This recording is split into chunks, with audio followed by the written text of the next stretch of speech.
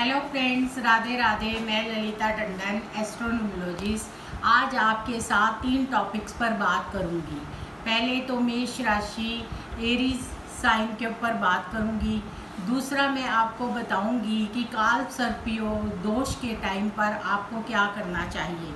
आजकल जिस तरह से काल सर्प दोष चल रहा है उसके दौरान आपको क्या उपाय करना चाहिए जिससे आपके सारे रुके हुए आने वाले टाइम पर काम बन जाए। तीसरा मैं सीनियर सिटीजन्स के ऊपर बोलूँगी। आपको बताऊंगी कि 2 महा उपाय कौन से हैं जो उनको करने चाहिए जिनसे उनको कोरोना डिसीज़ के टाइम पर बहुत ही लाभ मिलेगा। आप इन सब चीज़ों पर खास ध्यान रखते हुए इन उपायों को करेंगे तो 100% आपको बहुत लाभ मिलेगा। अब मैं आपको बताती हूँ कि जो मेष राशि है एरीज साइन, ये इस अप्रैल से लेकर मई के महीने तक चलता है।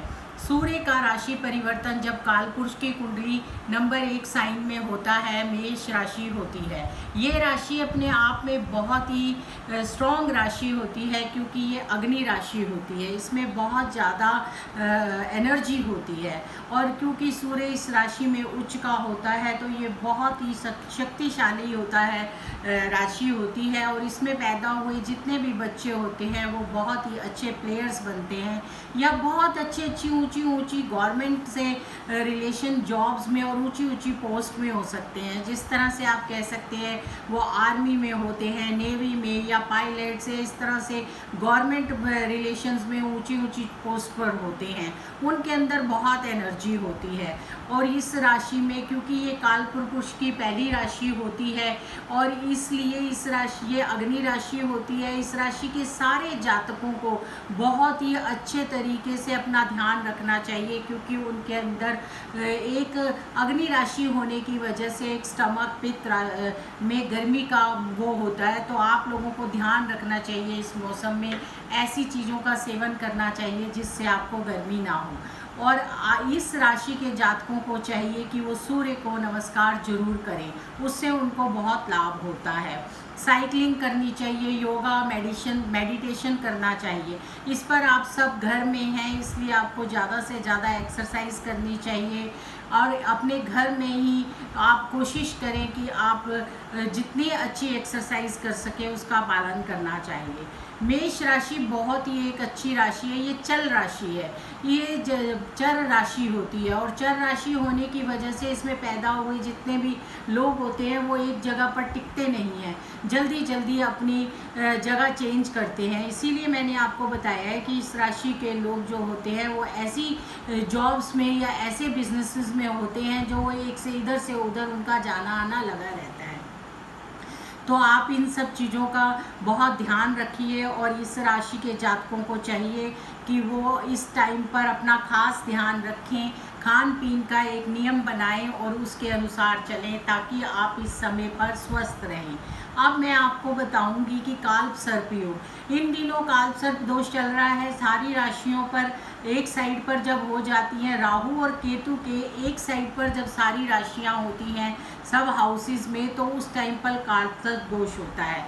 वैसे तो इससे किसी भी तरह की कोई घबराने की ज़रूरत नहीं होती है और ना कोई प्रॉब्लम होती है, लेकिन फिर भी काल्प सर्प दोष के लिए हमें पूजा करनी चाहिए। इसका सबसे अच्छा एक उपाय है कि हमें शंकर भगवान की पूजा करनी चाहिए। आजकल हम शंकर भगवान पर जल नहीं चढ़ाने के लिए बाहर जा सकते तो हमें घर में ओम नमः शिवाय का जाप करना चाहिए, भगवान शिव को आराधना चाहिए क्योंकि भगवान शिव के गले में वासुकी है और इस दोष से वो दूर करते हैं। आपको मैं इस टाइम पर इस दोष के लिए इसलिए बता रही हूँ क्योंकि बहुत से ऐसे बिजनेस हैं, बहुत सी ऐसी चीज़ें हैं जिनकी वजह से आप देख रहे हैं कि बहुत सारी प्रॉब्लम्स आएंगी, लेकिन आप ये भी देख रहे हैं कि बहुत से ऐसे बिजनेस हैं और बहुत सी ऐसी चीज़ें हैं जिन पर पेंडिंग काम चल रहे हैं। आप मेडिकल से देख सकते हैं और कितने प्रोफेशन है जिन पर काम पर इतना लोड है कि बहुत काम है। तो काल्प सर्प दोष के लिए अगर आप इस जिनको भी कुंडली में है काल्प सर्प दोष या इस टाइम पर जो समय चल रहा है उस पर अगर आप शंकर भगवान की पूजा करेंगे तो इससे आपको बहुत लाभ होगा और जब लॉकडाउन खुलेगा तो आप बड़ी जल्दी अपने बिजनेसेस में आगे जाएंगे और आपको कोई अड़चन नहीं होगी। अभी मैंने आपको बताया था कि मैं आपको सीनियर सिटीजन्स के ऊपर 2 उपाय दूंगी। मैं आपको ये इसलिए कह रही हूँ क्योंकि इस वक्त पर हमारे सीनियर कौन होते हैं, दादा दादी, नाना नानी, या जो हमारे पेरेंट्स होते हैं जो 60 प्लस हैं। इस टाइम पर हमारा गुरु नीच राशि में है, और जब गुरु नीच राशि में होता है तो वो कुछ तरह की प्रॉब्लम्स क्रिएट करता है। थोड़े ही दिनों में गुरु रेट्रो हो जाएगा, और जब वो वक्री होकर वापस अपनी राशि में आएगा तो उस दौरान वो दोबारा से सीनियर सिटीजन्स के लिए अच्छा होगा और उनकी हेल्थ इम्प्रूव होनी शुरू हो जाएगी। लेकिन उनको कोई हेल्थ इश्यू ना हो, इसलिए उनको ये उपाय करना चाहिए जिससे उनको बहुत लाभ हो। एक तो उनको केसर का टीका लगाना चाहिए। अगर उनके पास केसर नहीं है तो हल्दी का टीका लगाएं, इससे उनको लाभ होगा। और उनको चाहिए कि वो बेसन की बनी हुई चीज़ खाएं, नहीं तो भुने हुए चने खाएं। अगर वो चने नहीं खा सकते तो उनको पीस कर रख लें और 1 चम्मच पानी के साथ ले सकते हैं, इससे उनको बहुत लाभ होगा। सीनियर सिटीजन्स को चाहिए कि अगर उनको डायबिटीज़ नहीं है तो वो आंवले का मुरब्बा खा सकते हैं, क्योंकि ये सब चीज़ें इस टाइम पर उनके लिए इसलिए ज़रूरी हैं क्योंकि हमारा जो बृहस्पति गुरु जो है वो हमारा नीच राशि में चल रहा है और उनके ऊपर प्रॉब्लम्स आ सकती हैं।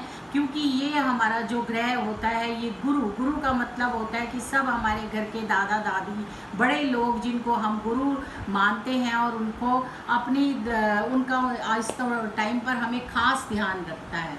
दूसरा महा उपाय है कि उनको कोशिश करनी चाहिए कि वो हल्दी, शहद और तुलसी और इन चीज़ों का सेवन करें, और रोज़ाना हल्दी, तुलसी, शहद इसकी चाय बनाकर पिए या काढ़ा बनाकर पिए। इससे उनको बहुत लाभ होगा। और वो एक रूटीन में ही अपनी चाय के अंदर तुलसी डालकर अगर लेते हैं तो तुलसी से उनको बहुत लाभ होगा। और घर में तुलसी की सेवा करें।